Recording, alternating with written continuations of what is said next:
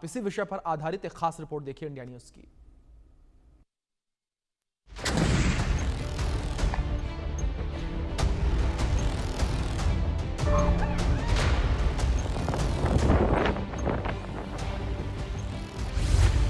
Operation balm के बाद भी बलोचों को नहीं आ रहा। बलूचिस्तान में बीएलए बीएलएफ के नाके, पाक फौज थर थर कांपे। बीएलए बीएलएफ का संपूर्ण कंट्रोल, पंजाबियों की एंट्री पर हल्ला बोल। लाहौरियों को चुन चुन कर मार रहे बलोच। ट्रंप को बलूचिस्तान भेजा, अब मुनीर सेना को बलोचों ने नोचा। बीएलए बीएलएफ ने बलूचिस्तान में पाक सेना और आईएसआई को धूल चटा दी। ऑपरेशन बाम ने उन्हें ऐसी मार मारी कि वो बलूचिस्तान में घुसने से पहले 1000 बार सोचेंगे। Get out of Balochistan, this is not your land. जगह जगह ये बोर्ड और बैनर लगाए गए हैं। अवैध कब्जेदारों यानी पाकिस्तानियों को कूट कर भगाया जा रहा है। केच, पंजगुर और सुराब में ऐसे अटैक किए गए कि पाकिस्तानी सेना भाग खड़ी हुई। पाकिस्तान को बीएलएफ बीएलए ने हिलाकर रख दिया। बीएलएफ ने महज 3 दिन के अंदर 84 हमले किए हैं। 50 पाक सैनिक मार दिए गए। लिहाजा यह ऑपरेशन बलोच अलगाववादियों की बढ़ती ताकत और संगठित रणनीति को दर्शाता है। अब बलूचिस्तान में जगह जगह नाके लगे हैं, गाड़ियां चेक की जा रही हैं। बीएलए बीएलएफ के कंट्रोल में सारे इलाके हैं। पंजाबियों की एंट्री पर बैन है। लाहौरियों को चुन चुन कर मारा जा रहा है। अगर गलती से भी पंजाबी दिखते हैं तो उन्हें गोलियों से भून दिया जाता है, जैसे अभी बस से 9 लोगों को उतार कर मार दिया गया। बलोच इसलिए भी भड़के हुए हैं क्योंकि खबर है कि मुनीर ने ट्रंप को बलूचिस्तान बेच दिया। यहां के रेयर अर्थ मटेरियल को अमेरिका को सौंप दिया गया। बंद दरवाजे में ट्रंप के साथ खाना खाकर मुनीर ने बलूचिस्तान की एक एक चीज अमेरिका के हाथों में दे दी। इससे पहले बलूचिस्तान में सीपीईसी के तहत 60 अरब रुपए चीन से भी पाकिस्तान ले चुका है। यानी बगैर पूछे बलूचों की चीज वो बेचेंगे, नीलाम करेंगे और बलोच चुपचाप देखेंगे। ये नहीं हो सकता है। इसी का बदला बलोचों ने ऑपरेशन बाम से लिया है। देखने वाली बात होगी कि पाकिस्तान के खिलाफ बलूच प्रतिरोध कब तक चलता है।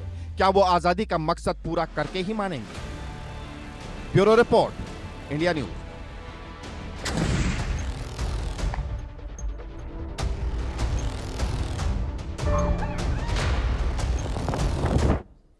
तो आपने ये खास रिपोर्ट देखी और इसी विषय पर बातचीत करने के लिए हमारे साथ कुछ खास मेहमान जुड़े हुए हैं। उनका परिचय मैं आपसे करवा दूं। हमारे साथ रिटायर्ड मेजर जनरल राजन कोचर जी जुड़े हैं डिफेंस एक्सपर्ट के तौर पर। साथ ही विदेश मामलों के जानकार डॉक्टर संदीप त्रिपाठी जी हमारे साथ जुड़े हैं।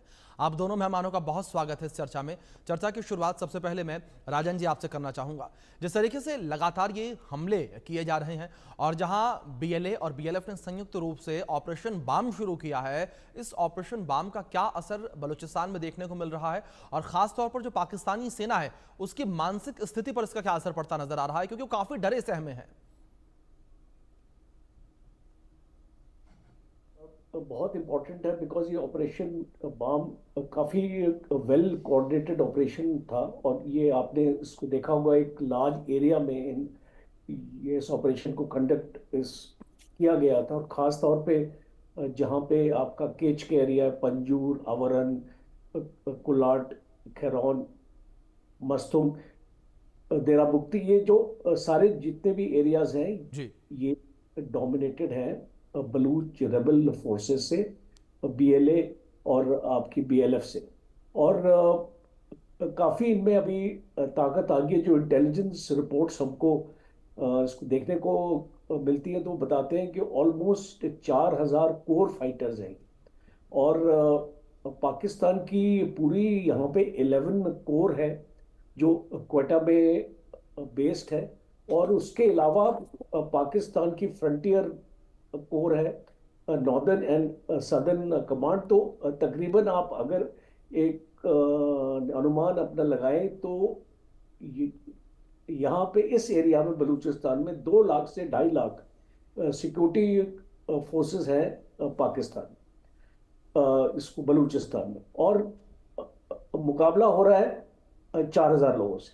और जिस तरीके से, अगर मैं आपको स्टैटिस्टिक दूंगा, और ये Pakistan institute of conflict studies के हैं कि जो पिछले 1 साल में 350 के करीब अटैक्स हुए हैं सिक्योरिटी फोर्सेस के ऊपर और 900 से ज़्यादा सोल्जर्स और ऑफिसर्स मारे गए, तो आप इसको समझ सकते हैं कि लड़ाई कौन जीत रहा है। तो एक आपको इंडिकेशन इससे मिलेगा। दूसरा, पाकिस्तान की गवर्नमेंट ने बहुत कोशिश करी है। आपको ये आपकी जानकारी के लिए आपको पता भी होगा कि यहाँ पे आर्टिकल 245 लगाया हुआ है। अब ये आर्टिकल 245 क्या है? ये एक फेडरल गवर्नमेंट ने अपना आर्टिकल इसको पास किया है कॉन्स्टिट्यूशन के तहत, और ये पावर्स देता है सिक्योरिटी फोर्सेस को। वो किसी को भी अरेस्ट कर सकते हैं, कोई ट्रायल कोर्ट या उसकी बेल नहीं होगी, जुडिशियल रिमांड पे नहीं ले जाएगा, और उसको अपनी पुलिस या आर्मी की कस्टडी में रखा जाएगा। और बाद में क्या होता है कि इन लोगों का पता नहीं चलता है, जी। अनफोर्स्ड डिसअपीयरेंसेस हम जिसको एक्चुअली बोलते हैं। तो ये यंग यंग इसको लोगों को उठा रहे हैं वहां से, और इसको, इस मूवमेंट को कुचलने की कोशिश कर रहे हैं। इसको कैसे ये कुचलेंगे? जैसा आपने जिक्र किया कि कोशिशें तमाम की गई पाकिस्तान के द्वारा, मुनीर की सेना के द्वारा, लेकिन उसके बावजूद भी जो मुनीर की सेना है, पाकिस्तानी सरकार है, वो ये लड़ाई जीतती नजर नहीं आ रही कहीं से कहीं तक। डॉक्टर संदीप, मैं आपका रुख करूंगा, और अगर बात जो मौजूदा स्थितियां इस वक्त बलूचिस्तान में बनी हुई हैं, या यूं कहें कि जो पाकिस्तान की मौजूदा स्थिति नजर आ रही है, एक और टीटीपी लगातार हमले कर रही है, दूसरी ओर हिंदुस्तान के अलग करने की मांग कही जा रही है, पंजाब में भी कुछ हिस्सों में लगातार ये आवाज उठ रही है कि हमें अलग कर दीजिए। लेकिन ऐसी स्थिति में क्या आपको लगता है कि पाकिस्तान कहीं से कहीं तक भी बलूचिस्तान के ऊपर अपना कंट्रोल बनाए रखने में कामयाब नजर आता है? देखिए अभिषेक जी, इसका जो बैकड्रॉप है, कॉन्टेक्स्ट है, आप अपने जी। इंट्रोडक्शन में दिया था कि मुनीर और ट्रंप की जो मीटिंग हुई थी, जब जी। मुनीर ने ट्रंप साहब को ऑफर दिए थे नोबेल प्राइज का, तो उस समय ट्रंप साहब ने भी एक ऑफर दिया था कि आपको यदि हमने लंच में बुलाया है तो इस लंच का गिफ्ट क्या मिलेगा। तो मुनीर साहब ने गिफ्ट क्या दिया कि बलूच को बेच दिया, जैसे भी आपने इंट्रोडक्शन दिखा रहे जी। थे। आप देखिए कि 44% लैंड मास जो है वो पाकिस्तान का, वो बलूचिस्तान है फर्स्ट। तो आप जियोग्राफिकली देख सकते हैं कि कितना वास्ट एरिया है। सेकेंड, आप इसकी जो जियो पोलिटिकल सिचुएशन है, जो स्ट्रेटेजिक लोकेशन है, वो आप देखिए कि साउथ ईरान, साउथ अफगानिस्तान को ये बॉर्डर टच करता है। तो जो स्ट्रेटेजिकली बहुत ही क्रूशियल पॉइंट है। थर्ड पॉइंट ये है कि दुनिया का सबसे ज्यादा आप कह सकते हैं कि जो साल्ट रिजर्व है, वो दुनिया का सेकंड नंबर पर ही आता है यहाँ पर बलूचिस्तान में। थर्ड, आप देखिए कि यहाँ पर जो गोल्ड एंड कॉपर है वो बहुत अच्छा रिजर्व है, और इसके बाद कोल रिजर्व है।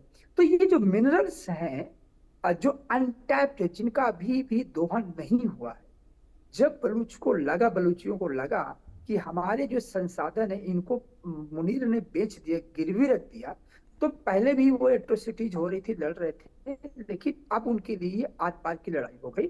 और जब ऑपरेशन बॉम्ब को डिक्लेरेशन किया गया तो उन्होंने कहा ये कंप्लीट इंटरडिपेंडेंस है, ये कंप्लीट स्वतंत्रता की मांग होगी, यहाँ पर अब डू और डाई की सिचुएशन होगी।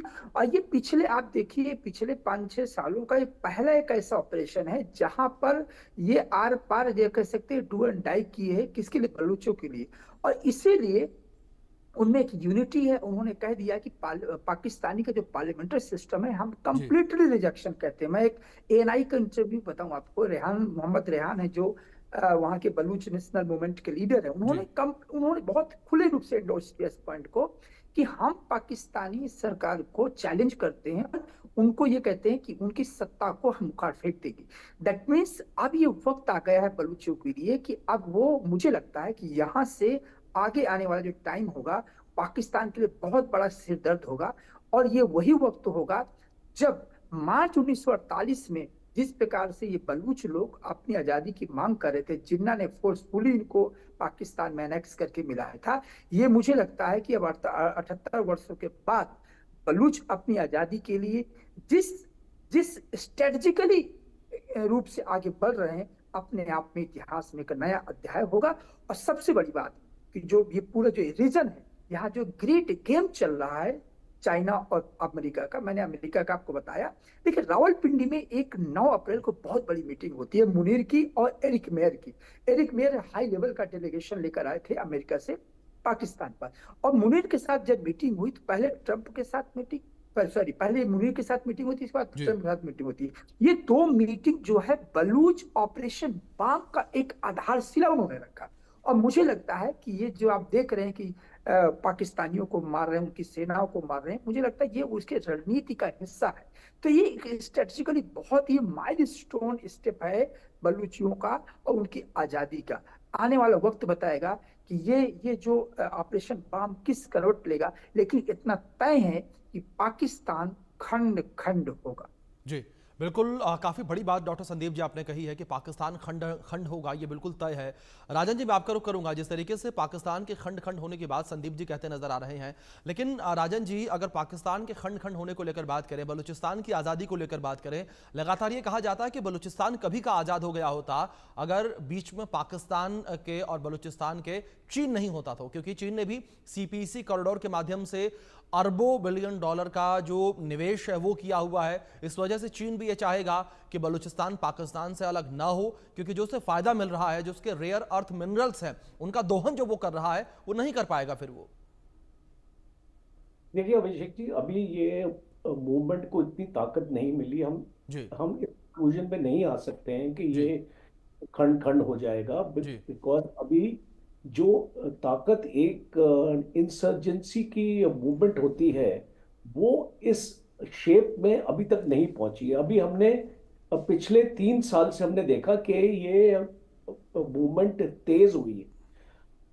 अब कोई भी ऐसी मूवमेंट होती है, देखिए आप एक कंपैरिजन अपना लगा दीजिए। आपके पास 2 लाख सिक्योरिटी फोर्सेस हैं, आप 4,000 लोगों के साथ लड़ रहे हैं, तो कंपैरिजन नहीं है। और फिर अगर आपने इनकी लॉजिस्टिक्स भी अगर आप इसको बंद कर देंगे, इसको बॉर्डर को भी सील कर देंगे, बहुत सारी चीजें एक मिलिट्री ऑपरेशन में की जाती हैं, तो आप इनको जो सस्टेनेंस इनका लेवल वो उस लड़ाई को इस इंटेंसिटी के साथ तेज नहीं कर पाएगा। इसमें आपको एक अफगानिस्तान जैसे इसको बॉर्डर का एरिया है ये, और इसकी ये जो एथनिसिटी भी अफगानिस्तान के साथ है।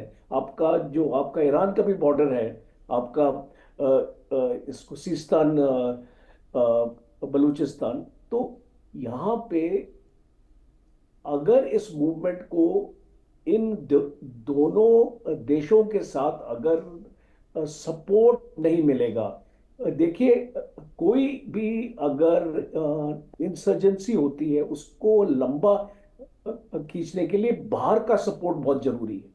और हमने जितनी भी इंसर्जेंसीज हमने स्टडी की है, हमारे देश में भी जो इंसर्जेंसीज हो रही हैं उसमें बाहर की ताकतें उनको मजबूत करती हैं, स्ट्रेंथ देती।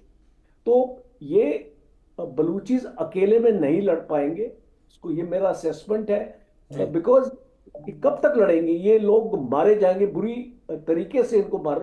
और जो कैजुअलिटीज हो रही है पाकिस्तान की अभी फोर्सेस की, देखिए कोई भी इंसर्जेंसी में कैजुअलिटीज होती है सिक्योरिटी फोर्सेस की, और कई बार ज्यादा भी होती हैं। और खास तौर पे जब ये जो इंसर्जेंसी है, देखिए अभी इसको काफी साल 10-12 साल से इंसर्जेंसी आपकी चल रही है, पर इसको ताकत पिछले 2-3 साल में ही मिली। अब सबसे इंपॉर्टेंट होगा जो मास मोबिलाइजेशन है लोगों की। जो लोग बलूचिस्तान का हिस्सा है, उसी अनफॉर्चुनेटली जैसे डॉक्टर त्रिपाठी साहब ने भी बताया, 44% एरिया है पर खाली 5% पॉपुलेशन यहाँ पे रहती है। तो आप इसको समझ सकते हैं कि ये बहुत ही फैला हुआ एरिया है। और अगर आप इसको मैंने एनालिसिस किया है, जो जितने भी अर्बन एरियाज हैं यहाँ पे, वहां पे सिक्योरिटी फोर्सेस का दबदबा है। जैसे कि आपका क्वेटा हो गया, खुजदार हो गया, ग्वादर हो गया, तुर्बत हो गया, पंगजूर हो गया। तो और जितने भी रूरल एरियाज हैं वहां पे ये जो ये आपके ग्रुप्स हैं BLA और BLF, ये अपना कंट्रोल में है। तो अगर आप एक इसका कंपैरिजन करें आज, तो ऑलमोस्ट 75% एरिया डोमिनेशन है पाकिस्तान सिक्योरिटी फोर्सेस का, और 25% एरिया जो आपका रूरल एरिया है उसको वहां पे इनका डोमिनेशन है। तो अगर हम इसको एक बेंचमार्क लेके चलते हैं, जब तक ये मूवमेंट आपकी अर्बन एरियाज में नहीं आएगी, जब तक अर्बन एरियाज पे कब्जा नहीं होगा जी आपका पीएलए का और बीएलएफ का, तो इसके दो टुकड़े होना बहुत मुश्किल है, पॉइंट नंबर एक। और पॉइंट नंबर दो, जब तक इनको स्ट्रेंथ नहीं मिलेगी अफगानिस्तान की तरफ से या ईरान की तरफ से या और भी कोई इनको जो ताकत अगर इसको स्ट्रेंथ अपना दे सकती है, पैसा दे जी सकती है, जी इसको हथियार दे सकती है, मूवमेंट जी को लड़ने के लिए इसको सारो सामान दे सकती जी है, सेफ सेंचुरी दे सकती है। देखिए जी आप इसको बॉर्डर के उस पार भी इनके अपने लोग हैं, तो हमको ये पूरा अपना एक जियो पॉलिटिकली देखना पड़ेगा। और लास्ट पॉइंट है कि आपने इसको जैसे बताया कि इसमें चाइना नहीं चाहेगा और इसमें चाइना की इंटरफेरेंस होगी। आप जी इस देखना आने वाले वक्त में अगर पाकिस्तान की सिक्योरिटी फोर्सेस इस मूवमेंट को कंट्रोल नहीं कर पाएंगी तो चाइना अपने लोग लेके आएगा यहाँ पे। आज पाकिस्तान को 30 साल लगेंगे चाइना का डेट दूर करने के लिए, तो पाकिस्तान चाइनीज की फोर्सेस को भी रोक नहीं पाएगा अगर वो इस सिचुएशन को खुद नहीं कंट्रोल कर सकता। तो ये मेरा इसका जो ओवरऑल असेसमेंट है। जी ठीक है। डॉक्टर संदीप जी, अगर बात जिस तरीके से आपने जिक्र किया था ट्रंप और मुनीर की मुलाकात को लेकर, उसी मुलाकात पर मैं आने वाला था। जिस तरीके से रेयर अर्थ मिनरल्स का जिक्र मैंने किया था, एक तरफ रिपोर्ट्स ऐसे भी निकलकर सामने आ रही हैं कि जो बलूचिस्तान के अंदर मौजूद रेयर अर्थ मिनरल्स हैं उनके ऊपर अमेरिका की भी निगाहें बनी हुई हैं। अमेरिका भी लगातार ये चाहता है कि जो रेयर अर्थ मिनरल्स है उसको लेकर अमेरिका को कहीं ना कहीं चीन के ऊपर भी निर्भर होना पड़ता है। ऐसे में अगर वो बलूचिस्तान के ऊपर एक मजबूत कब्जा जमा लेता है, पाकिस्तान के ऊपर एक मजबूत कब्जा जमा लेता है, तो उसकी निर्भरता चीन के ऊपर काफी कम हो जाएगी, क्योंकि चीन और अमेरिका की राइवलरी लंबे समय से चलती रही है और अमेरिका हमेशा से चाहता रहा है कि जो चीन का पूरा बिजनेस का प्रोपेगेंडा चलता है पूरे विश्व में, उसको किसी भी तरीके से कम किया जाए। देखिए अभिषेक जी, मैंने कहा कि ये जी ग्रेट गेम फाइट है जी और दोनों ये एक्चुअली दो जो सुपर पावर्स है। जी पाकिस्तान को एक तरफ आप देखिए, ट्रंप जी को जब सत्ता पे नहीं थे, जब इसके पहले, और जब जी सत्ता पर भी आए तो तुरंत उन्होंने बैन जी किया कि हम इनको असिस्टेंस नहीं देंगे। टेररिज्म के इशू पर एक अच्छी पॉलिसी थी ट्रंप की इनिशियल मंथ में, कि अब जनवरी फरवरी की बात करें। इसके बाद ट्रंप को ये लगा कि देखिए हमारा म्यूचुअल इंटरेस्ट कहाँ पर अलाइंड हो सकता है, पाकिस्तान वोलेटाइल सिचुएशन पर है। तो दो ऑब्जेक्टिव थे ट्रंप के सामने। एक तो जैसे भी आपने कोट किया कि इस पूरे बलूचिस्तान पर जिस तरीके का डोमिनेंस है चाइना का, वो सीपेक को लेकर के, ग्वादर पोर्ट को लेकर के, तो उसको थोड़ा रिप्लेस करना। और दूसरा ये है कि अमेरिका को इस समय क्लीन एनर्जी और डिफेंस सप्लाई चेन सिस्टम के लिए जो रेयर अर्थ मिनरल्स की बहुत जरूरत है। आपने देखा यूक्रेन में, देखा कि कितना नाटकीय ढंग से ट्रंप पहले बोलते हैं कि हम आपको सपोर्ट जी नहीं करेंगे जी जेलेंस्की को, और दुनिया के सामने उन्होंने एक्सपोज किया बिल्कुल कि ये बहुत हो चुका, नाउ टाइम जी हैज गॉन, कि अब बिल्कुल। आपको त्रिपाठी सपोर्ट जी, जिस नहीं तरीके से मिलेगा। आपने जिक्र किया, ये लड़ाई लेकिन लंबे उसके समय से बाद चलती चली आ रही है, लेकिन इस बीच देखने की बात यहाँ पर ये होगी कि जो अमेरिका और चीन का प्रभाव है वो किस तरीके से इस पूरी लड़ाई पर पड़ता हुआ नजर आएगा। फिलहाल आप दोनों मेहमानों का बहुत शुक्रिया जुड़ने के लिए और अपना कीमती वक्त इंडिया न्यूज को देने के लिए। चलिए बुलेटिन में आगे बढ़ेंगे और इस बीच एक बड़ी खबर निकलकर सामने आ रही है, उसका रुख कर